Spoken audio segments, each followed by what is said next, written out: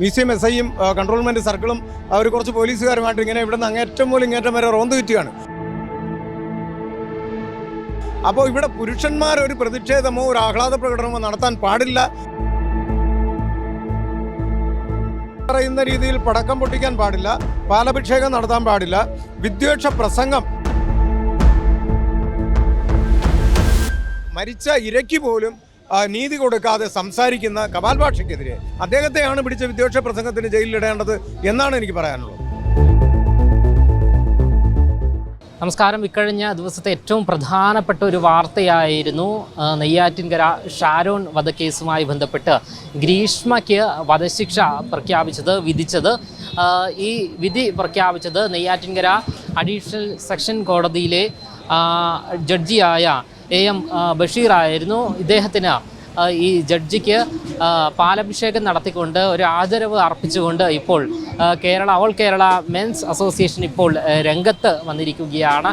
ഈ സെക്രട്ടേറിയറ്റിന് മുൻപിലാണ് അവർ ഈ ഒരു പരിപാടി നടത്താൻ ഉദ്ദേശിച്ചിരുന്നത്. എന്നാൽ ഈ പരിപാടി നടത്താൻ പോലീസും മറ്റ് ഭരണാധികാരികളും സമ്മതിച്ചില്ല എന്ന ഒരു വാർത്തയാണ് ഇപ്പോൾ പുറത്തു വരുന്നത്. ഇതുമായി ബന്ധപ്പെട്ട് ഓൾ കേരള മെൻസ് അസോസിയേഷൻ്റെ ഭാരവാഹി തന്നെ ഇപ്പോൾ മറുനാടനോട് പ്രതികരിക്കുകയാണ്. ഇന്ന് പാലഭിഷേകം നടത്താനുള്ള ഈ പ്രോഗ്രാം അതിലെന്താണ് ഇന്ന് സംഭവിച്ചത്? എന്താണ് ഇന്ന് ഞങ്ങൾ ഇന്നലെ അതിൻ്റെ ഓർഡർ വാങ്ങിയിട്ടുണ്ടായിരുന്നു. ഓർഡർ വാങ്ങി അപ്പോഴൊന്നും വേറെ പ്രശ്നമൊന്നും കണ്ടില്ല. പക്ഷേ ഞാനിവിടെ എത്തുന്നതിന് മുമ്പേ കറക്റ്റ് 11:30-ക്കാണ് ഞങ്ങൾ ഉദ്ഘാടനം വെച്ചിരുന്നത്. അപ്പോൾ ഞങ്ങളിവിടെ എത്തുന്നതിന് മുന്നേ തന്നെ ഞാൻ തൊട്ടപ്പുറത്ത് നോക്കുകയുണ്ടായിരുന്നു. അപ്പോൾ മ്യൂസിയം എസ് ഐയും കൺട്രോൾമെൻറ്റ് സർക്കിളും അവർ കുറച്ച് പോലീസുകാരുമായിട്ട് ഇങ്ങനെ ഇവിടെ നിന്ന് അങ്ങേറ്റം മുതൽ ഇങ്ങേറ്റം വരെ റോന്ത് കിറ്റുകയാണ്. അപ്പോൾ ഇവിടെ പുരുഷന്മാർ ഒരു പ്രതിഷേധമോ ഒരു ആഹ്ലാദ പ്രകടനമോ നടത്താൻ പാടില്ല എന്നൊരു മെസ്സേജാണ് ഇവിടെ തരുന്നത്. കാര്യം മറ്റുള്ള ഏത് സ്ത്രീകളാരെങ്കിലും ഏതെങ്കിലും ഒരു വനിതാ കമ്മീഷൻ അല്ലെങ്കിൽ ഏതെങ്കിലും വനിതകളുടെ ഒരു സംഘടന ഇങ്ങനെ ഒരു സംഭവം വെച്ച് കഴിഞ്ഞാൽ ആരെങ്കിലും തടുക്കുമോ? അവിടെ ഇതുപോലെ നോട്ടീസ് കൊടുക്കും, ഇങ്ങനെ ഒരു നോട്ടീസ് കൊടുക്കുമോ? ഒരിക്കലും. നോട്ടീസിൽ എന്താണ് പറയുന്നത്? നോട്ടീസിൽ പറഞ്ഞിരിക്കുന്നതെന്ന് പറഞ്ഞാൽ ഇവിടെ ഈ പറയുന്ന രീതിയിൽ പടക്കം പൊട്ടിക്കാൻ പാടില്ല, പാലഭിഷേകം നടത്താൻ പാടില്ല, വിദ്വേഷ പ്രസംഗം എന്ന് പറഞ്ഞാൽ വിദ്വേഷപരമായിട്ടുള്ള പ്രസംഗം സംസാരിക്കാൻ പാടില്ല എന്നുള്ളതാണ്. ഞങ്ങളെപ്പോഴാണ് വിദ്വേഷ പ്രസംഗം നടത്തിയിട്ടുള്ളത്? ഒരിക്കലും ഞങ്ങൾ ചെയ്തിട്ടില്ല. ഇവിടെ ഈ നിൽക്കുന്നവരെല്ലാവരും ഇരകളാണ്. ഇവിടെ എൻ്റെ കൂടെ നിൽക്കുന്ന എല്ലാവരും വ്യാജ പോലീസിൻ്റെ ഒരു വ്യാജ പരാതി, ഒരു സ്ത്രീയുടെ വ്യാജ പരാതിയുടെ അടിസ്ഥാനത്തിൽ പോലീസ് കേസെടുത്ത് ജയിലിൽ വരെ പോയിട്ടുള്ളവരാണ് ഇതിൽ നിൽക്കുന്ന ഒരുപാട് പേര്. മനസ്സിലായില്ലേ? അപ്പോൾ ഇരകളാണ് ഇവിടെ നിൽക്കുന്നതിൽ ബഹുഭൂരിപക്ഷം പേര്. അപ്പം ഞങ്ങളുടെ പ്രതിഷേധം ഞങ്ങൾക്കിവിടെ ചെയ്യണ്ടേ?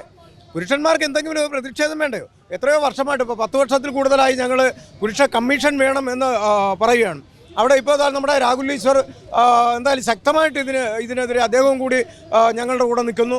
മാധ്യമങ്ങളിൽ കൂടി അദ്ദേഹം ശക്തമായിട്ട് പറയുന്നുണ്ട്. പിന്നെ അതുമാത്രമല്ല, പോക്സോ കേസുകൾ, ഇതൊന്നും നമുക്ക് പൊറുക്കാൻ പറ്റാത്തൊരു കാര്യമാണ്.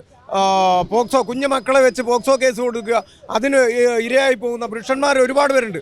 വർഷങ്ങളും മാസങ്ങളും കഴിഞ്ഞിട്ടാണ് അവർക്ക് പിന്നെ അത് തെളിയിച്ച് അവർ തെറ്റ് ചെയ്തിട്ടില്ല എന്ന് പറയാൻ പറ്റുന്ന ഒരു സാഹചര്യം ഉണ്ടാകുന്നത്.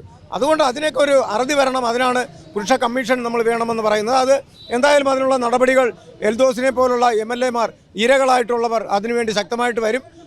അതുമാത്രമല്ല, MLA-മാർക്ക് മാത്രമല്ല MP-മാർക്കും എല്ലാവർക്കും നമ്മൾ നിവേദനം കൊടുത്ത് മുഖ്യമന്ത്രിക്കും ഞാൻ നിവേദനം കൊടുക്കുവാൻ വേണ്ടി പരിപാടിക്ക് പെർമിഷൻ ഇന്നലെ എടുത്തിരുന്നു. കമ്മീഷൻ ഓഫീസിൽ പോയി സാധാരണഗതിയിൽ ചെയ്യുന്ന പോലെ നടപടി ക്രമങ്ങളെല്ലാം നടത്തിയിട്ടാണ് ഓക്കെ പറഞ്ഞിട്ടാണ് ഞങ്ങൾ ഇതിനു വേണ്ടി ഇറങ്ങിയിട്ടുള്ളത്. പക്ഷേ കട്ടൗട്ടൊക്കെ ഇപ്പോൾ നിലവിൽ പോലീസ് പിടിച്ചിട്ടുണ്ട്. പക്ഷേ ഞങ്ങളത് മാറ്റിയിട്ടുണ്ട്. അത് പിന്നീട് രമ്യമായിട്ട് വാങ്ങിച്ച് ഞങ്ങൾ മാറ്റി വെച്ചിട്ടുണ്ട്.